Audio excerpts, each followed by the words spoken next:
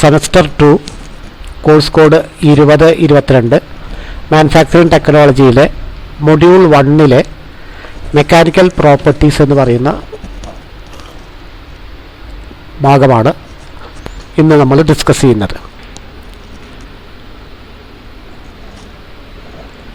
ഒരുപാട് പ്രോപ്പർട്ടീസ് ഉണ്ട്. Mechanical properties, electrical properties, thermal properties തുടങ്ങിയിട്ടുള്ള പല പ്രോപ്പർട്ടീസുകളുണ്ട്. പക്ഷേ മെക്കാനിക്കൽ മാനുഫാക്ചറിംഗ് ടെക്നോളജിയിൽ നമുക്ക് ഈ സിലബസിൽ മെക്കാനിക്കൽ പ്രോപ്പർട്ടിയെ കുറിച്ച് മാത്രമാണ് ഡിസ്കസ് ചെയ്യാനുള്ളത്. താഴെ കാണുന്ന 13 പ്രോപ്പർട്ടികളാണ് പ്രധാനമായും മെക്കാനിക്കൽ പ്രോപ്പർട്ടീസിലുള്ളത്. The first one is strength, plasticity, elasticity, ductility, malleability, brittleness, stiffness, hardness, creep, fatigue, resilience, toughness, weldability. ഇത് ഈ ഒരു ഭാഗത്തു നിന്ന് ക്വസ്റ്റ്യൻ ഷുവറായിട്ട് ചോദിക്കാറുണ്ട്. പലതരത്തിലാണ് ക്വസ്റ്റ്യൻ ചോദിക്കുക. അതിൽ വൺ വേർഡിൽ വാട്ട് ഈസ് സ്ട്രെങ്ത് എന്ന ഒരു വേർഡ് മാത്രം വിട്ടിട്ട് ഉള്ള ടൈപ്പ് ചോദിക്കാറുണ്ട്. ഇല്ലെങ്കിൽ ഒരു സെൻറ്റൻസിൽ വാട്ട് ഈസ് സ്ട്രെങ്ത് അല്ലെങ്കിൽ വാട്ട് ഈസ് എലാസ്റ്റിസിറ്റി എന്ന ചോദ്യം വരുന്ന തരത്തിലുള്ള ചോദ്യം 1 മാർക്കിൻ്റെ ക്വസ്റ്റ്യൻ ചോദിക്കാറുണ്ട്. ബി പാർട്ടിൽ പലപ്പോഴും ഏതെങ്കിലും 2 മെക്കാനിക്കൽ പ്രോപ്പർട്ടിയെ കുറിച്ച് ചോദിക്കാറുണ്ട്. ചിലപ്പോൾ ഏതെങ്കിലും എന്നുള്ളത് ക്വസ്റ്റ്യൻ വരികയാണെന്ന് വെച്ചാൽ നിങ്ങൾക്ക് ഇഷ്ടമുള്ള ഏതെങ്കിലും പ്രോപ്പർട്ടീസ് എഴുതിയാൽ മതി. അതല്ലെങ്കിൽ പേര് ചോദിച്ച് 2 or 3 പ്രോപ്പർട്ടീസിനെ കുറിച്ച് തീർച്ചയായിട്ടും ക്വസ്റ്റ്യൻസ് ബി പാർട്ടിൽ, അതായത് 3 മാർക്കിൻ്റെ ക്വസ്റ്റ്യൻ ചോദിക്കാറുണ്ട്. ഇനി നമുക്ക് ഓരോ പ്രോപ്പർട്ടീസിനെ കുറിച്ച് ഡിസ്കസ് ചെയ്യാം. Strength is defined as the ability of a material to resist the externally applied force. ഒരു ഓബ്ജക്റ്റിന് ഇല്ലെങ്കിൽ ഒരു കോമ്പണൻറ്റിന് എക്സ്റ്റേണൽ ഫോഴ്സിനെ റെസിസ്റ്റ് ചെയ്യാനുള്ള കപ്പാസിറ്റിക്ക് സ്ട്രെങ്ത് എന്ന് പറയാം. അതായത് ഒരു എക്സ്റ്റേണൽ ഫോഴ്സ് അപ്ലൈ ചെയ്യുമ്പോൾ അതിൽ ആ ഫോഴ്സിനെ റെസിസ്റ്റ് ചെയ്യാൻ വേണ്ടി അതിൽ ഒരു ഇൻറ്റേർണൽ റെസിസ്റ്റൻസ്, അതിൻ്റെ ബോഡിയിൽ നിന്ന് ഒരു ഇൻറ്റേർണൽ റെസിസ്റ്റൻസ് ഉണ്ടാവും. അങ്ങനെ ഉള്ള ഒരു എക്സ്റ്റേണൽ ഫോഴ്സിനെ റെസിസ്റ്റ് ചെയ്യാനുള്ള കപ്പാസിറ്റിക്കാണ് നമ്മൾ സ്ട്രെങ്ത് എന്ന് പറയാം.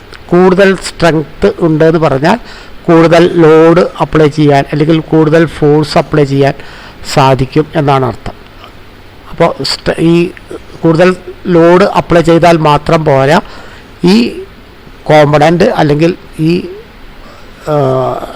വസ്തു എന്താണ്, നമ്മൾ ലോഡ് ക്യാരി ചെയ്യുന്ന സബ്സ്റ്റൻസ് എന്താണെന്ന് വെച്ചാൽ അതിന് കേടുപാടുകൾ വരാൻ പാടില്ല. അപ്പോൾ ഡിഫോർമേഷനോ ഇല്ലെങ്കിൽ ഡിസ്ട്രക്ഷനോ ഇല്ലെങ്കിൽ മറ്റു തരത്തിലുള്ള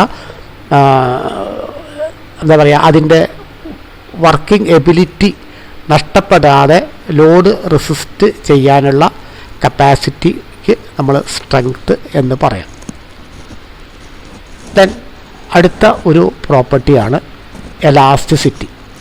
elasticity is defined as the property of a material to regain its original shape after removal of the externally applied force.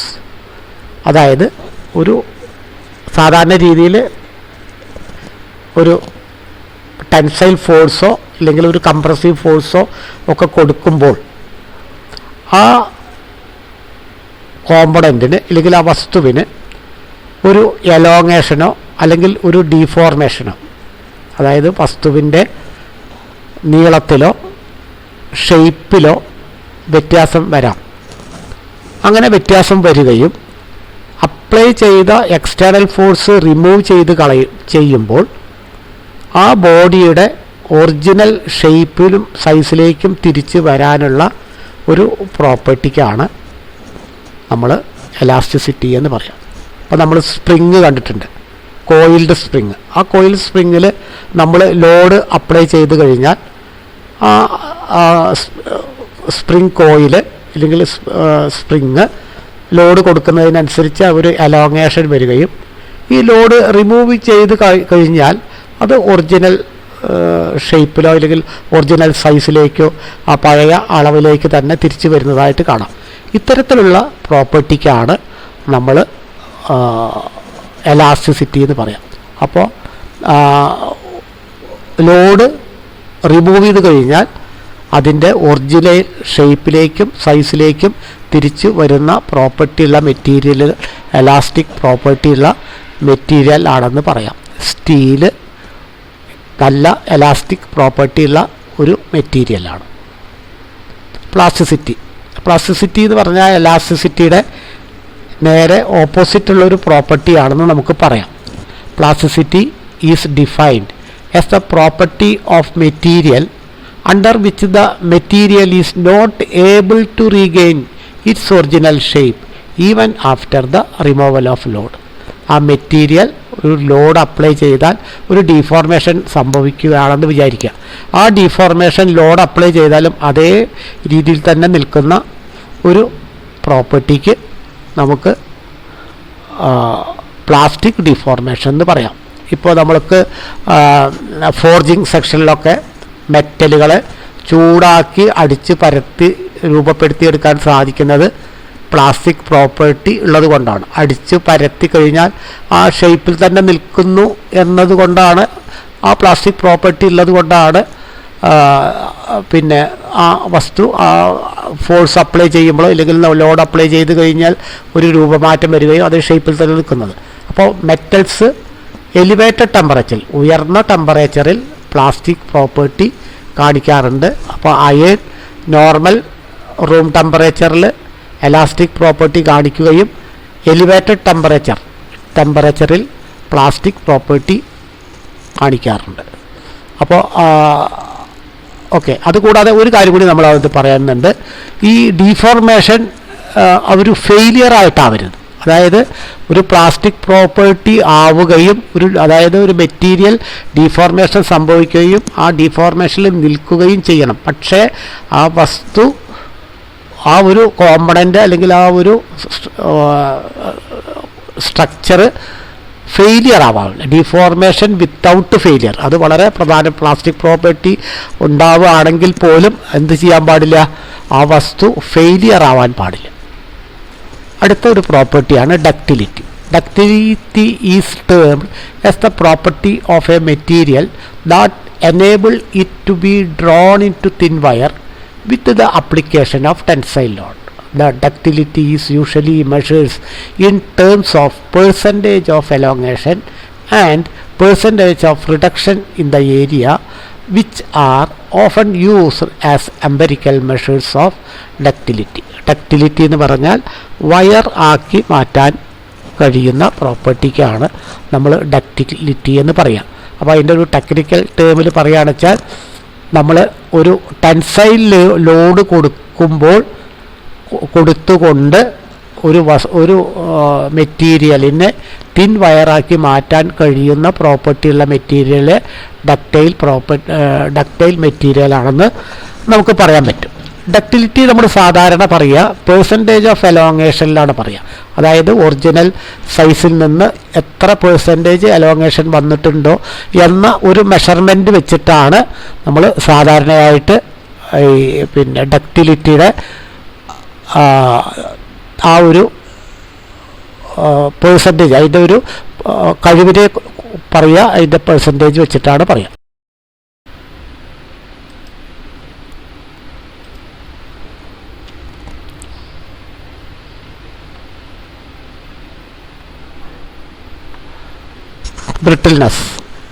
Brittleness is the opposite of ductility. It is the property of breaking of material with little permanent distortion, the material having less than 5% elongation and the loading behavior are said to be brittle materials. ഒരു hammering അതല്ലെങ്കിൽ ഒരു sudden load വരുമ്പോൾ പെട്ടെന്ന് പൊട്ടിപ്പോകുന്ന തരത്തിലുള്ള പ്രോപ്പർട്ടിയുള്ള മെറ്റീരിയലുകളെ നമ്മൾ brittle material എന്ന് പറയും. Glass ഒരു ബ്രിട്ടിൽ പ്രോപ്പർട്ടിയുള്ള മെറ്റീരിയലാണ്. വളരെ ചെറിയ ഒരു എലോങ്ങേഷൻ മാത്രമേ നമുക്ക് ചിലപ്പോൾ ഒരു പക്ഷേ കാണാൻ തന്നെ സാധിക്കില്ല. അത്ര ചെറിയ ഒരു എലോങ്ങേഷൻ വരുന്നതിന് മുന്നേ തന്നെ പൊട്ടിപ്പോകുന്ന തരത്തിലുള്ള വസ്തുക്കളെ നമ്മൾ ബ്രിട്ടിൽ മെറ്റീരിയൽ എന്ന് പറയും.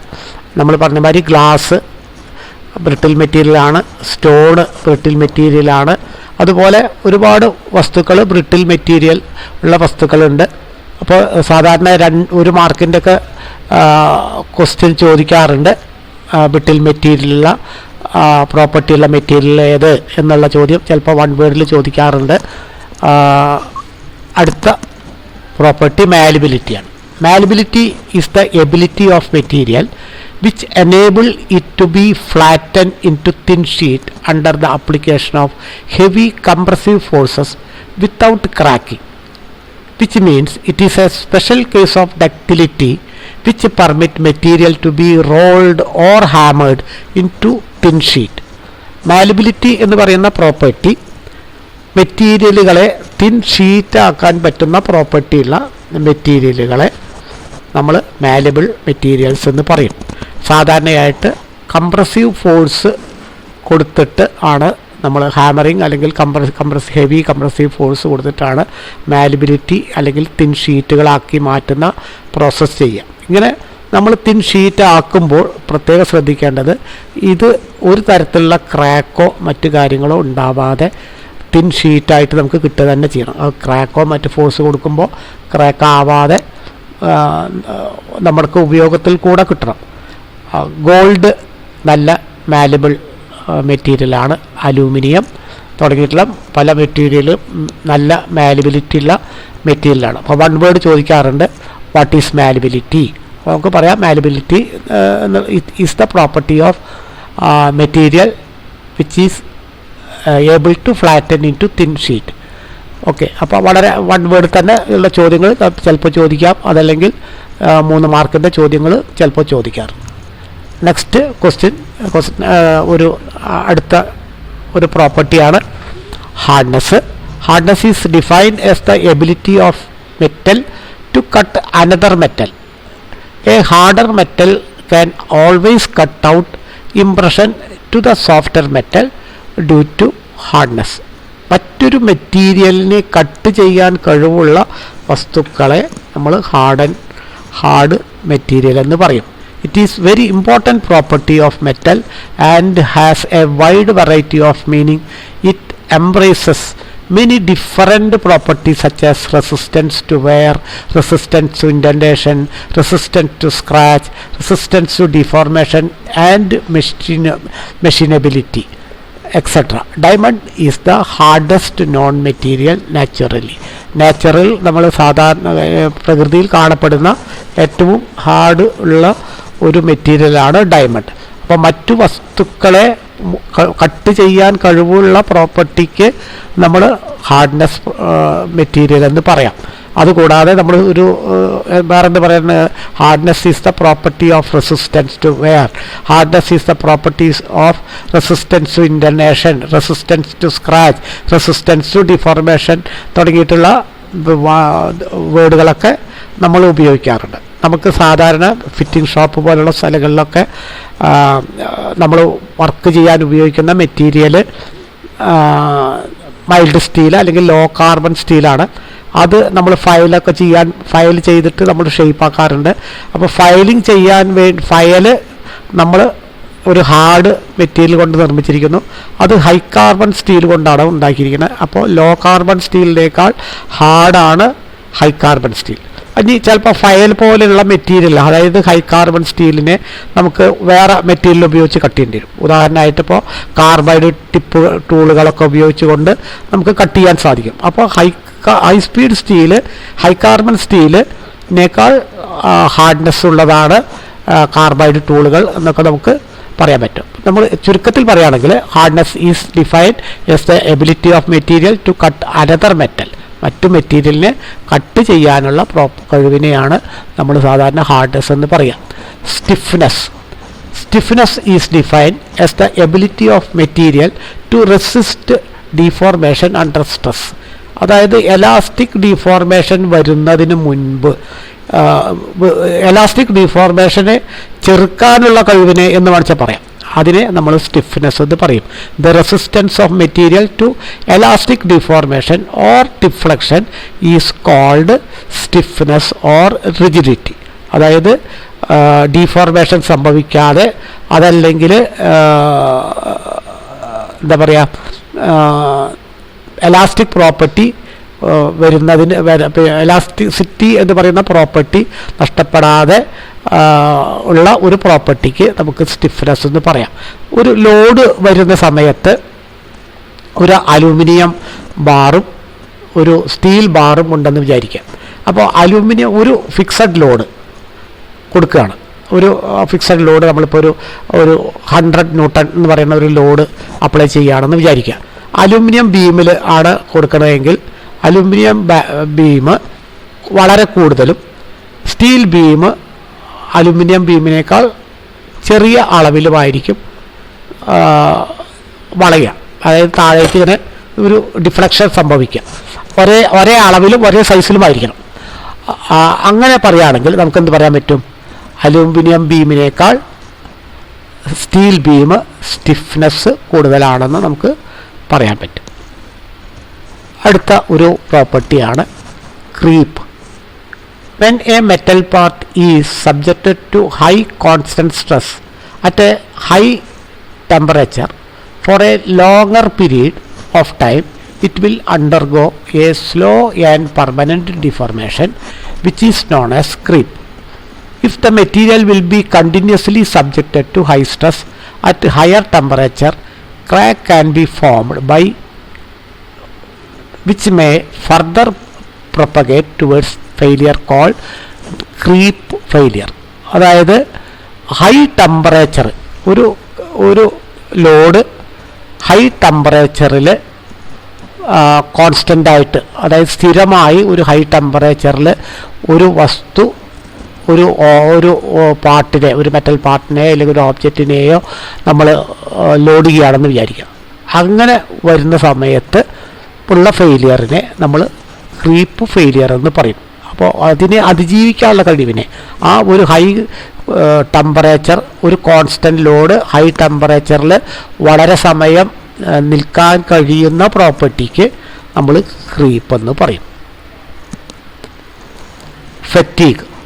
Fatigue is the failure of material due to cyclic or repeated loading. അതായത് ഒരു മെറ്റീരിയലിൽ നമ്മൾ ഒരു ലോഡ് അപ്ലൈ ചെയ്തു, ആ ലോഡ് റിമൂവ് ചെയ്തു, വീണ്ടും ലോഡ് അപ്ലൈ ചെയ്തു, റിമൂവ് ചെയ്തു, ഇങ്ങനെ കുറേ സമയം, അതായത് സൈക്ലിക്കായിട്ട് വളരെ തവണ ലോഡ് ചെയ്യുകയും അൺലോഡ് ചെയ്യുകയും ലോഡ് ചെയ്യുകയും അൺലോഡ് ചെയ്യുകയും ചെയ്യുമ്പോൾ ഉണ്ടാകുന്ന ആ മെറ്റീരിയൽ ഉണ്ടാകുന്ന, പിന്നെ ആ മെറ്റീരിയലിന് എന്ത് സംഭവിക്കും? അതിന് റെസിസ്റ്റ് ചെയ്യാനുള്ള കഴിവ്, അതിൻ്റെ റെസിസ്റ്റ് ചെയ്യാനുള്ള കഴിവുണ്ടാവണം. അങ്ങനെ കഴിവുണ്ടാവുകയാണെങ്കിൽ കൂടുതൽ ഫെറ്റീഗ് എന്ന് പറയും. അപ്പോൾ ഡ്യൂ ടു സൈക്ലിക് ലോഡിനെ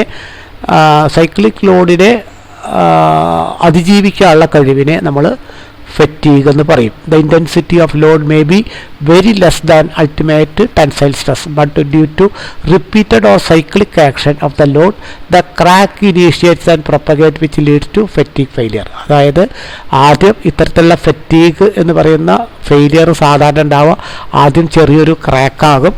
ആ ക്രാക്ക് പിന്നീട് വലുതായി അത് ആ ഒരു മെറ്റീരിയൽ ഫെയിലിയർ ആവുന്ന ഒരു സ്റ്റേജിലേക്ക് വരാറുണ്ട്. റെസിലിയൻസ്. പെർമനൻ്റ് ഡീഫോർമേഷൻ വരുന്നതിന് മുൻപ് ഒരു കോമ്പണൻറ്റിന്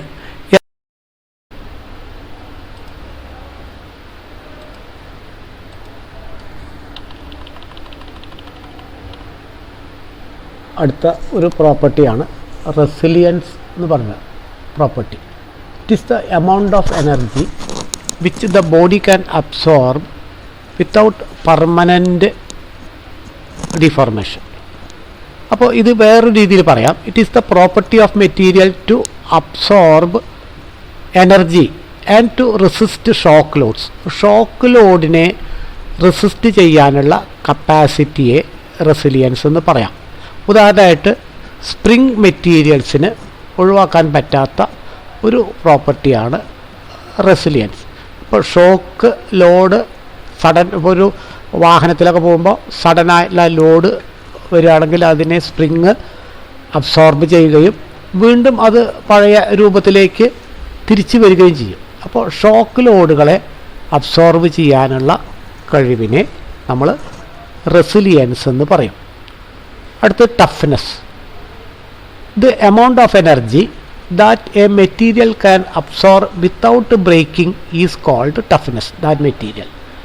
In other words, it is the ability of material to absorb energy and deform plastically without fracturing. അപ്പോൾ ഒരു മെറ്റീരിയൽ പൊട്ടിപ്പോകുന്നതിന് മുൻപ് എത്ര ലോഡ് ആ മെറ്റീരിയലിന് അബ്സോർബ് ചെയ്യാൻ പറ്റും എന്ന അളവിനെ കാണിക്കുന്നതാണ് toughness. The amount of energy of material that a material can absorb without breaking is called toughness.